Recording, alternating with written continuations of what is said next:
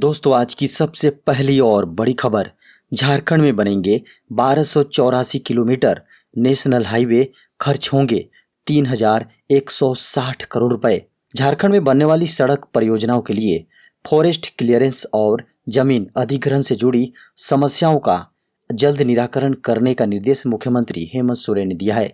उन्होंने विभाग से कहा कि इस बाबत हर 15 दिन पर भू अधिग्रहण से जुड़े मामलों की समीक्षा हो। मुख्यमंत्री ने गुरुवार को पथ निर्माण विभाग की विभिन्न सड़क परियोजनाओं की प्रगति और नई सड़क निर्माण से संबंधित कार्य योजनाओं और राजस्व संग्रह की समीक्षा कर रहे थे। इस मौके पर विभागीय अधिकारियों ने मुख्यमंत्री हेमंत सोरेन से कहा कि लगभग 3160 करोड़ रुपए खर्च कर राज्य में 1284 किलोमीटर राष्ट्रीय राजमार्ग यानी कि NH का निर्माण किया जाना है। झारखंड के सरकारी स्कूल बनेंगे स्मार्ट, तैयारी की कवायद हो गई है शुरू।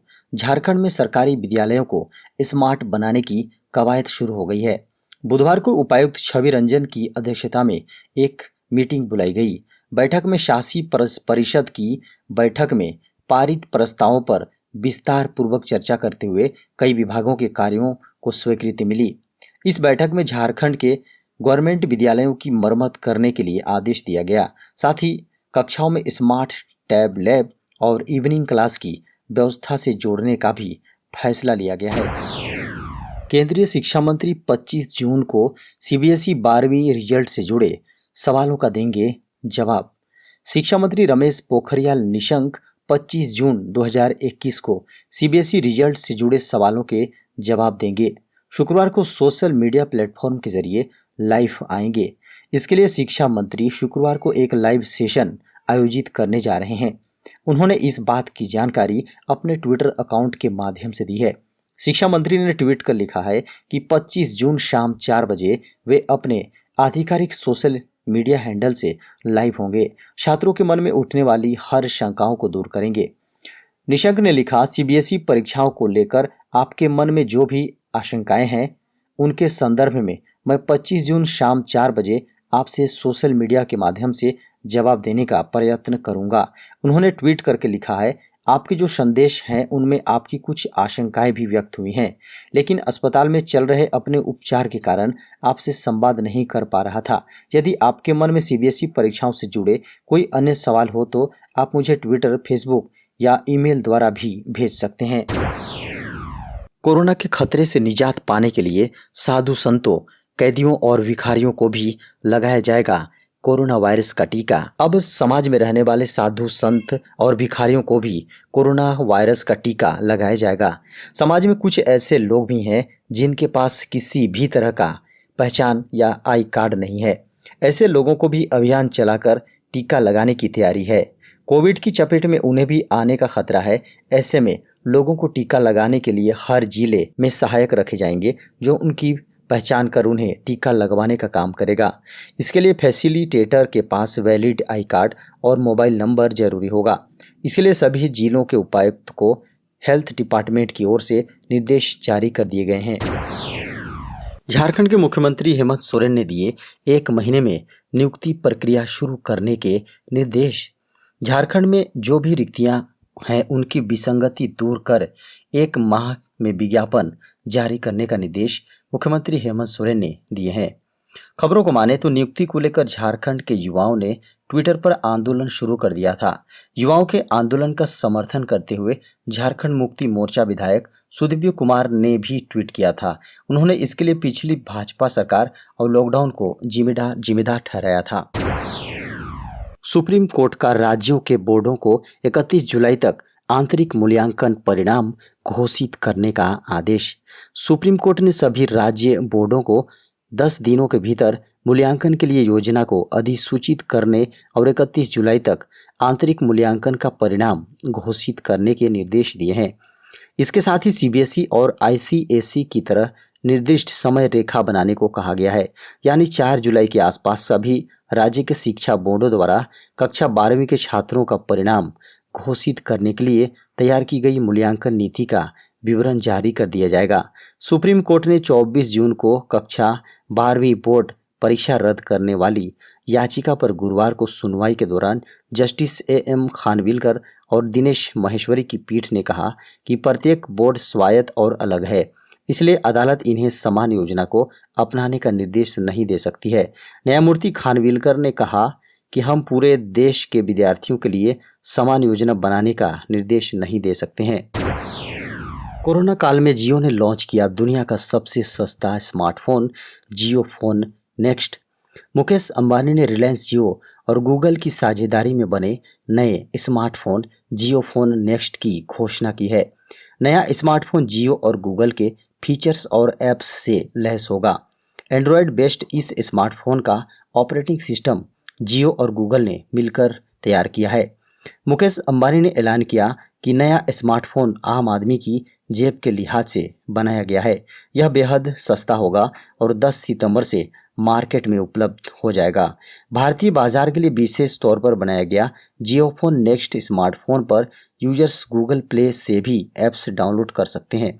स्मार्टफोन में बेहतरीन कैमरा और एंड्रॉयड अपडेट भी मिलेंगे। फुली फीचर्ड इस स्मार्टफोन को मुकेश अंबानी ने भारत की ही नहीं दुनिया का सबसे सस्ता स्मार्टफोन बताया है। झारखंड की राजधानी रांची की सड़कों पर इसी साल दौड़ेंगी स्मार्ट सिटी की 200 स्मार्ट बसें। झारखंड की राजधानी रांची में 200 सिटी बस चलाने की योजना है। इसका डीपीआर तैयार हो चुका है। इस महीने के अंत तक डीपीआर मॉडिफाइड कर लिया जाएगा। उसके बाद नगर विकास विभाग की ओर से अगले महीने टेंडर निकाला जाएगा। आपको बता दें कि बसों को पीपीपी मोड पर चलाया जाएगा, लेकिन इसके लिए आने वाले खर्च, बसों का परिचालन और इसकी मॉनिटरिंग स्मार्ट सिटी करेगा। नगर निगम की बसों के अलावा स्मार्ट सिटी की 200 बसें राजधानी के विभिन्न रूटों पर चलेंगी। स्मार्ट सिटी की बसें पूरी तरह अत्याधुनिक सुविधाओं से लैस होंगी। संभव है कि इलेक्ट्रिक और सीएनजी से चलने वाली बसें ही चलाई जाएंगी। नगर विकास विभाग पहले फेज में लगभग 50 स्मार्ट बसों को सड़कों पर उतारेगा। इसके बाद धीरे धीरे सभी बसों को चालू किया जाएगा। इनमें एसी और नॉन एसी दोनों तरह की बसें उपलब्ध रहेंगी। मनरेगा कर्मियों द्वारा 4 महीने के लंबे अंतराल के बाद 25 जून को जारी होगा मानदेय की राशि। ग्रामीण विकास विभाग ने मनरेगा कर्मियों, इंजीनियरों, पदाधिकारियों के मानदेय भुगतान के लिए 25 जून को राशि उपलब्ध कराए जाने का निर्णय लिया है। साथ ही निर्देश जारी किया है कि किसी भी परिस्थिति में मानदेय के अलावा अन्य मद में राशि की निकासी नहीं की जाए। अन्य मद में राशि जल्द ही विभाग की ओर से उपलब्ध कराई जाएगी। मनरेगा कर्मियों की संख्या 5000 है। इसके अलावा 735 इंजीनियर, 264 प्रखंड कार्यक्रम पदाधिकारी और 3847 रोजगार सेवक हैं। इनके मानदेय पर लगभग 5.5 करोड़ रुपए हर महीने खर्च होते हैं। फिलहाल इनमें रोजगार सेवकों को छोड़ बाकी कर्मियों के सामने मानदेय के अभाव में संकट खड़ा हो रहा था। झारखंड में अगले 4 दिनों तक बारिश के आसार। मौसम विभाग की माने तो अगले 4 दिनों तक आकाश में बादल छाए रहेंगे। इस दौरान कहीं कहीं हल्की बारिश होने के आसार हैं। हालांकि झारखंड में मानसून धीरे धीरे कमजोर पड़ रहा है। मौसम वैज्ञानिकों ने अपने पूर्वानुमान में बताया है कि 29 जून तक झारखंड में इसी तरह का मौसम रहने का अनुमान है। झारखंड में मानसून कमजोर पड़ रहा है। राज्य में कुछ हिस्सों में बुधवार को बारिश हुई। वहीं अगले 5 दिनों तक आकाश में बादल छाए रहेंगे। कहीं कहीं हल्की बारिश भी हो सकती है। 29 जून तक स्थिति इसी तरह रहने की उम्मीद है। झारखंड में 2 पहिया चालक ISI मार्का वाला हेलमेट नहीं पहना तो होगी कार्रवाई। झारखंड में अब 2 पहिया वाहन चलाने के दौरान ISI मार्का वाला हेलमेट पहनना अनिवार्य होगा। वाहन चालकों के अलावा साथ में बैठने वाले लोगों के लिए भी यह नियम लागू है। वहीं नन ISI ब्रांड हेलमेट बेचने पर कार्रवाई होगी। भारतीय मानक IS 415 अनुपात 2015 के अनुसार निर्मित हेलमेट के अलावा अन्य किसी भी प्रकार के हेलमेट की बिक्री पर प्रतिबंध लगाया गया है। अन्य प्रकार के हेलमेट की बिक्री करने पर प्रशासनिक या कानूनी कार्रवाई होगी। इसे लेकर परिवहन विभाग के सचिव ने सभी DC को पत्र लिखा है। लोगों को जागरूक करने को कहा गया है। विभाग ने सभी 2 पहिया चालकों और विक्रेताओं के बीच प्रचार प्रसार करने को कहा है। झारखंड की राज्यपाल श्रीमती द्रौपदी मुर्मू ने दिए ऑनलाइन क्लासेज पर सुझाव। झारखंड की राज्यपाल द्रौपदी मुर्मू ने कहा कि कोरोना की वैश्विक महामारी के कारण छात्रों की पढ़ाई प्रभावित हो रही है। ऐसे में शिक्षकों को चाहिए कि वे छात्रों का निरंतर मार्गदर्शन करते रहें। राज्यपाल ने कहा कि शिक्षकों को अपने लेक्चर यूट्यूब आदि प्लेटफॉर्म पर भी अपलोड करने चाहिए। इसके अलावा शिक्षक व्हाट्सएप ग्रुप बनाकर भी छात्रों का मार्गदर्शन कर सकते हैं। उन्होंने कहा कि सुदूरवर्ती ग्रामीण क्षेत्रों में रहने वाले छात्रों की मदद के तरीके के बारे में भी सोचना होगा। इस मौके पर राज्यपाल द्रौपदी मुर्मू ने श्री दिगंबर जैन विश्वविद्यालय झुमरी तिलैया द्वारा शुरू किए जा रहे निःशुल्क ऑनलाइन क्लास पर भी प्रसन्नता जताई। अब आसानी से बनेंगे ड्राइविंग लाइसेंस, सरकार ने बदला नियम, नहीं देना होगा टेस्ट। अब ड्राइविंग लाइसेंस के लिए आरटीओ ऑफिस के चक्कर नहीं लगाने पड़ेंगे। सरकार ने आरटीओ नियम में कुछ बदलाव किए हैं।